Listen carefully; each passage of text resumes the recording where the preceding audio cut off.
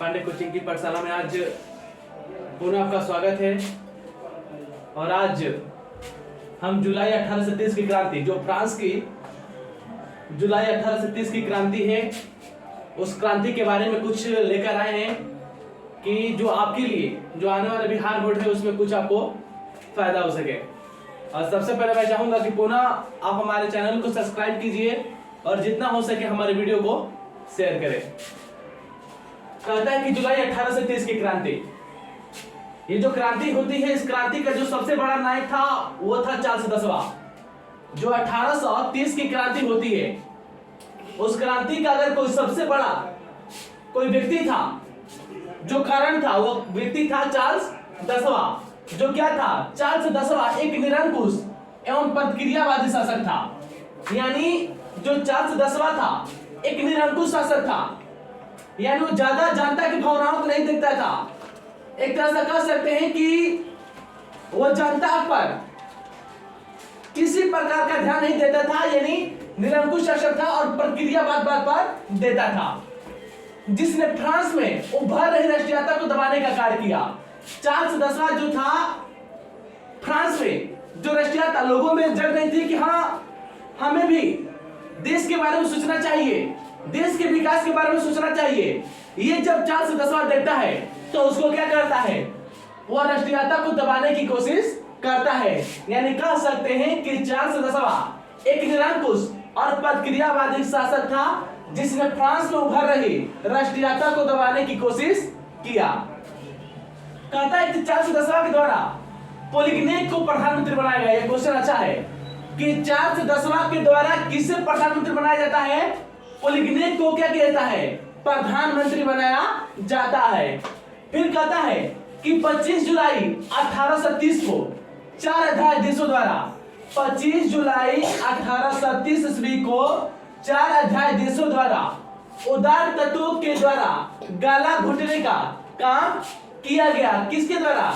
Charles 10वां के द्वारा। यानी जो चार्ल्स 10वां है वह 25 जुलाई 1830 को 4 अध्यादेशों द्वारा जो उदार तत्व है उनके द्वारा गाला घोटने का काम किया जाता है। और यही कारण होता है कि पेरिस में क्या होती है? क्रांति की लहर दौड़ जाती है। यानी जब चार्ल्स 10वां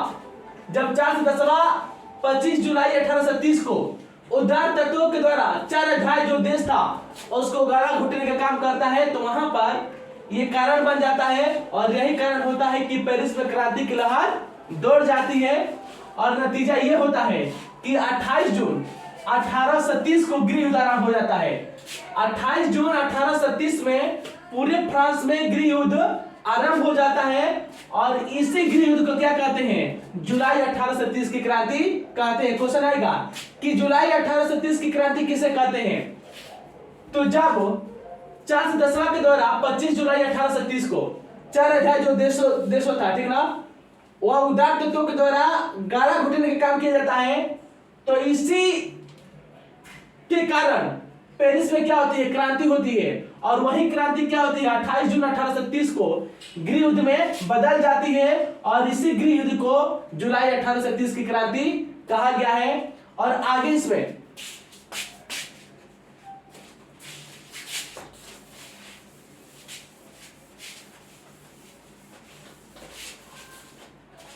आगे है इसमें कि जब ये क्रांति शुरू होती है तो चार्ल्स 10वां क्या करता है?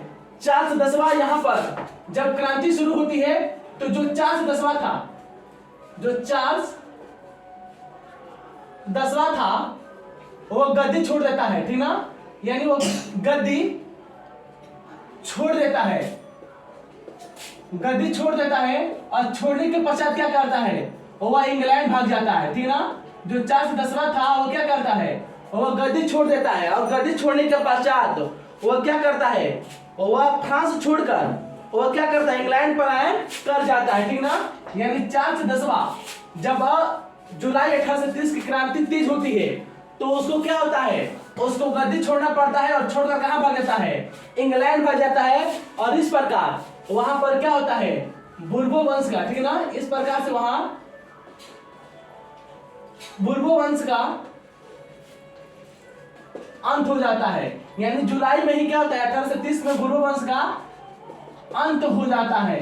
तो यानी जो 28 जून 1830 की जो क्रांति होती है, वो जो क्रांति होती है वो बुर्बो वंश का क्या होती है, अंत का कारण बनती है, जिसमें चार्ल्स दसवां क्या करता है, फ्रांस की राजगद्दी छोड़कर वह इंग्लैंड क्या होता है, इंग्लैंड भाग जाता है। और फिर कहता है कि फ्रांस में जुलाई 1830 की क्रांति परिणाम स्वरूप बुर्बो वंश के स्थान पर आर्ले वंश, ठीक ना, बुर्बो वंश, यानी जब बुर्बो वंश का क्या होता है, अंत होता है, तो वहां पर कौन आता है, वहां पर आर्ले, ठीक ना, वहां पर एक और वंश आता है जिसको हम क्या कहते हैं,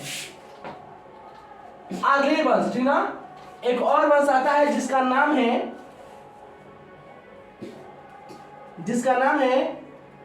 आर्ले वंश।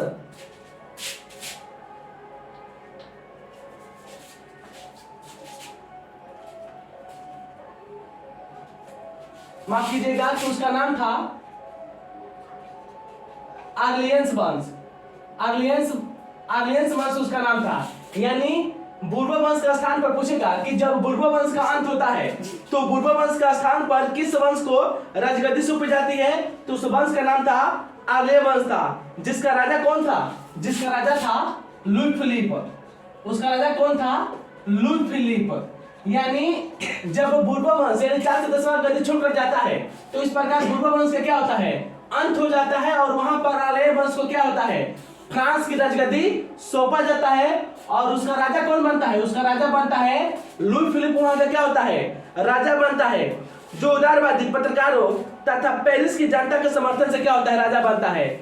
यानी जो लुई फिलिप जो राजा बनता है ना, तो जो उदारवादी लोग होते हैं, जो वहां की जनता होती है, जो पत्रकार लोग होते हैं, उनकी समर्थन से वहां का वह राजा बनता है।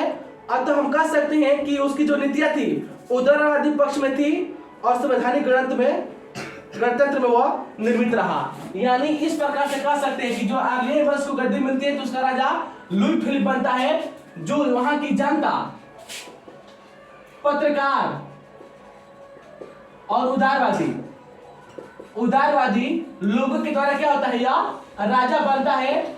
और वो हमेशा इन चीजों को समझ जाता था कि अगर हम इनको लेकर नहीं चलेंगे तो फिर हमारा भी क्या होगा, चार्ल्स दसवां की तरह हमारा भी अंत हो जाएगा। तो हम देख सकते हैं कि जो फ्रांस की 1830 की जो क्रांति होती है, उस क्रांति में बुर्बो वंश का क्या होता है, अंत होता है। और जब उस वंश का अंत यानी चार्ल्स दसवां का अंत होता है तो उसके स्थान पर आर्ले वंश का फ्रांस की जनता क्या करते, गद्दी सौंपती है, जिसका राजा लुई फिलिप बनता है, जो क्या था, उदारवादी व्यक्ति था। यानी जनता की भावनाओं को समझने का काम करता था और तथा जनता, पत्रकार और उदारवादी लोगों के सहयोग से क्या करता है, वो गद्दी पर बैठने का काम करता है। तो इस प्रकार हम देखें कि 28 जुलाई 1830 की क्रांति है, किस प्रकार से शुरू होती है और कैसे बुर्बो वंश का अंत होता है और फिर किस प्रकार से आर्ले वंश के राजा लुई फिलिप को गद्दी सौंपा जाता है। उम्मीद है कि आपको ये वीडियो जरूर अच्छा लगा होगा और पुनः मैं चाहूंगा कि आप इस वीडियो को जरूर लाइक एंड शेयर करें। धन्यवाद।